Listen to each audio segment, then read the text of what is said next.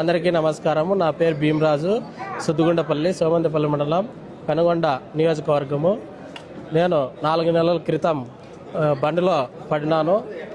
నాకు ఆపరేషన్కి హాస్పిటల్లో జాయిన్ అయినాను. ఆపరేషన్ అయింది. 1,57,000 వరకు నాకు ఖర్చు అయింది.